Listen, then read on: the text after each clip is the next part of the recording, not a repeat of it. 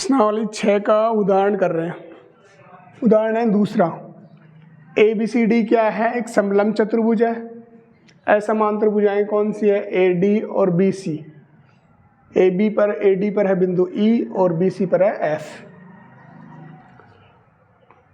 और ये इसमें दे रखा है AB समांतर दे रखा है CD के और EF समांतर दे रखा है AB के। तो दिया में लिख दिया ABCD एक समलंब चतुर्भुज है, AB और ये CD समांतर है। दूसरा दे रखा है दिया हुआ हमें लिख दिया मैंने EF और AB समांतर है। सिद्ध करना है, क्वेश्चन के अंदर सिद्ध करना है AE अपॉन में ED और BF अपॉन में FC। हमारे पास इसके अंदर त्रिभुज नहीं है। अगर हम थेल्स प्रमेय लगाना चाहे तो त्रिभुज होना चाहिए, त्रिभुज नहीं है। तो रचना करेंगे। आप चाहो तो B को D से मिला लो, आप चाहो तो A को C से मिला लो। आपकी मर्जी है, किसी को भी किसी से जॉइन कर सकते हो। B को D से मिला सकते हो, A को C से। रचना करनी पड़ेगी एक, या तो A को C से मिलाओ या B को D से मिलाओ। मैंने A को C से मिला लिया। तो रचना में लिखेंगे यहाँ से AC को मिलाया जो EF भुजा को बिंदु O पर प्रतिच्छेद करती है।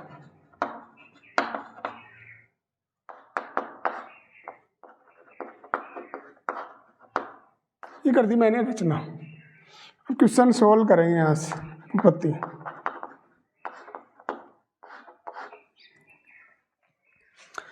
हमारे को पता है क्वेश्चन में AB किसके समांतर है? CD की,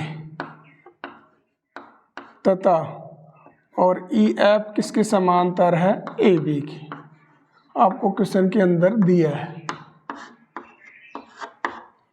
AB समांतर है CD के, AB समांतर है EF के। इसका मतलब मैं ऐसे लिख सकता हूँ EF किसके समांतर होगा? CD के। दोनों से निष्कर्ष निकलता है EF किसके समांतर हो जाएगा? CD के। तो मैं त्रिभुज ले रहा हूं एक बार ADC। त्रिभुज ADC में EF भुजा समांतर है CD की। तो मैं ये बोल सकता हूं EO भुजा किसके समांतर हो जाएगी? CD के। यहां से EF भुजा समांतर है CD के, तो मैं ऐसे बोल सकता हूं EO किसके समांतर हो जाएगी? CD की। त्रिभुज ADC में ये दोनों भुजाएं समांतर है, तो लग जाएगी थेल्स प्रमेय। थेल्स प्रमेय। तो हमारे को अनुपात लेना है। तो यहाँ सिद्ध करने में देखिए अनुपात क्या है? AE अपॉन में ED। तो मैं इसे यहाँ ले लिया AE अपॉन में ED, AE अपॉन में ED। तो इधर लिया जाएगा AO अपॉन में CO। ये आ गई इक्वेशन फर्स्ट।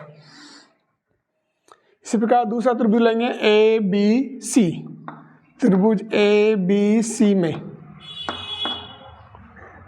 EF समांतर है AB के, तो यहां से मैं लिख सकता हूं OF किसके समांतर होगा? AB की। तो त्रिभुज ABC में ये दोनों भुजाएं समांतर है, इसमें लग जाएगी थेल्स प्रमेय। थेल्स प्रमेय हम ऐसे भी ले सकते हैं प्रमेय 6.1। अनुपात लेना है। अब अनुपात कैसे लेना है इसमें? यहाँ क्वेश्चन के अंदर क्या है? BF अपॉन में FC। तो यहाँ से ले लेंगे BF अपॉन में FC, BF अपॉन में FC। तो इधर लिखा जाएगा AO अपॉन में CO। यह आ गई समीकरण 2। समीकरण 1 में है AO अपॉन में CO, समीकरण 2 में है AO अपॉन में CO। इसका मतलब ये दोनों बराबर है। तो समीकरण 1 और 2 से, समीकरण 1 व 2 से, समीकरण 1 और 2 दोनों आपस में बराबर है। तो हम इस प्रकार लिख सकते हैं यहाँ से AE अपॉन में ED और BF अपॉन में FC। ये किस यहाँ से सिद्ध हो गई थी? सिद्ध। एग्जाम्पल था सेकंड।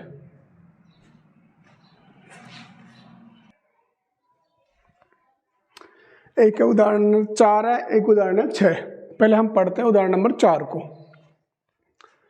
पी क्यू समांतर है आर एस के, पी क्यू आर एस के समांतर है, सिद्ध करना है P O Q, P O Q समरूप होना चाहिए एस ओ आर के। तो यहाँ दीवार में लिख दिया त्रिभुज पी क्यू आर और एस ओ आर में पी क्यू समांतर आर एस के, सिद्ध करना है हमारे को त्रिभुज पी ओ क्यू समांतर है एस ओ आर के। हल करते हैं यहाँ से पत्ती।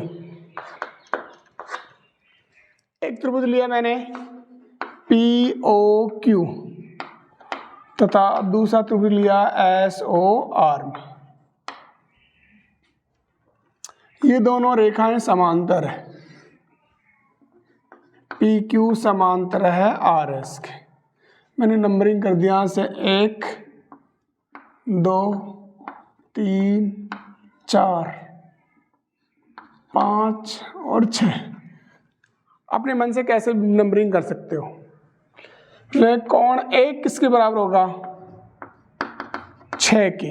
ये जेड की आकृति होगी अल्टरनेट एंगल, एकांतर कोण बन जाते हैं। यहाँ से ये दोनों रेखा समांतर है तो एकांतर कोण बन जाते हैं। एक किसके बराबर हो जाएगा 6 के। इस प्रकार जेड की आकृति बन जाएगी 2 किसके बराबर हो जाएगा 5 के, 2 बराबर हो जाएगा 5 एकांतर कोण, क्योंकि जेड शेप है।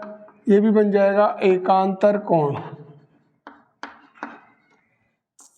कोण 3 बराबर हो जाएगा 4, कोण 3 बराबर हो जाएगा 4 शीर्षाभिमुख कोण। हमने सामने कहे हैं शीर्षाभिमुख कोण।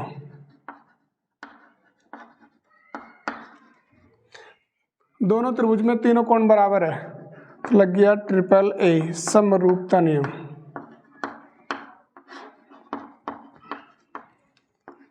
त्रिभुज पी ओ क्यू इधर का समरूप है। P किसके बराबर है 6 के, इसका मतलब कहाँ से स्टार्ट होगा S से। 2 किसके बराबर है O किसके बराबर है O के, तो एस ओ आर। अगर आपको लास्ट में कुछ समझ में नहीं आया तो आप ये भी लिख सकते हैं सिद्ध करने में, पी ओ क्यू समरूप हो गया एस ओ आर के, हैंस प्रूव इति सिद्धम। ये हो गया उदाहरण नंबर 4। उदाहरण नंबर 6 भी इसी तरह से। कई बच्चे में कन्फ्यूजन हो जाते हैं दोनों एक साथ। कई बार क्वेश्चन में ये पूछता है, इस तरह से करके आ जाते हैं। तो इस क्वेश्चन का स्पेशल ध्यान रखना है आपको। यहाँ दे रखा है ओ ए इंटू में ओ बी, 2 भुजाएं दे रखी है। एक त्रिभुज है ए ओ डी, एक है सी ओ बी। ओ ए इंटू में ओ बी बराबर ओ सी इंटू में ओ डी। और सिद्ध करना है आपको कोण ए किसके बराबर आना चाहिए सी के और बी बराबर आना चाहिए डी के। दिया हुआ में लिख दिया मैंने ओ ए इंटू में ओ बी बराबर ओ सी इंटू में ओ डी। सिद्ध करना है हमारे को ए बराबर सी और बी बराबर डी। यहाँ से सॉल्व करते हैं। त्रिभुज लेते हैं हम 2। एक तो ले लिया मैंने ए ओ डी तथा दूसरा त्रिभुज ले लिया मैंने सी ओ बी या बी ओ सी। अभी तो नाम कुछ भी लिख सकते हैं यहाँ पे, सी ओ बी में। आपको क्वेश्चन में दे रखा है ओ ए इंटू में ओ बी बराबर ओ सी इंटू में ओ डी। ये आपको क्वेश्चन में दिया है। अब इसको इस तरह से लेना कैसे है, एक भुजा तो इस त्रिभुज की होनी चाहिए बटे में दूसरी भुजा इस त्रिभुज की होनी चाहिए।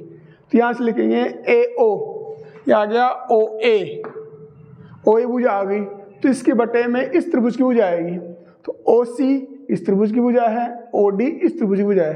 तो एक तो त्रिभुज की इस भुजा का लेना है अनुपात और एक इसके लेना है। तो आ जाएगा ओ ए अपॉन में आ जाएगा ओ सी। तो इसको लिख सकते हैं हम ओ डी अपॉन में ओ बी।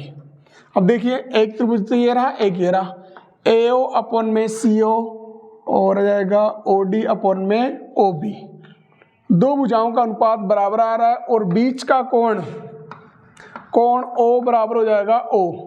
शीर्षाभिमुख कोण, आमने सामने कोण है शीर्षाभिमुख कोण। यहाँ से नियम लग गया एस ए एस, 2 भुजाओं का अनुपात और एक बीच वाला कोण बराबर आ रहा है, एस ए एस समरूपता नियम। तो त्रिभुज ए ओ डी, त्रिभुज ए ओ डी समरूप हो जाएगा। यहाँ से किसी को नाम नहीं पता कौन सा त्रिभुज लेंगे, यहाँ से ए ओ डी तो दूसरा नाम आ जाएगा यहाँ से COB आएगा, त्रिभुज आएगा COB। अगर किसी को पता नहीं तो भाई नाम कौन सा आएगा, पहले ले लिए थे AOD, तो दूसरा त्रिभुज लिख सकते हैं आप COB, यहाँ इस तरह से आएगा। तो बताइए कोण A किसके बराबर आएगा, C के। इसी प्रकार कोण B किसके बराबर आएगा, D के। समरूप त्रिभुजों के, यहाँ साइड में लिख देंगे समरूप त्रिभुजों के संगत कोण।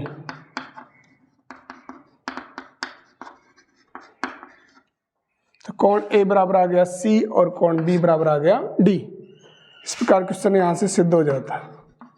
ये 3 इंपॉर्टेंट एग्जाम्पल थे, तीनों बता दिए मैंने। एक था उदाहरण नंबर 6, उदाहरण नंबर 2 था, एक उदाहरण नंबर 4, एक उदाहरण नंबर 6। Thank you.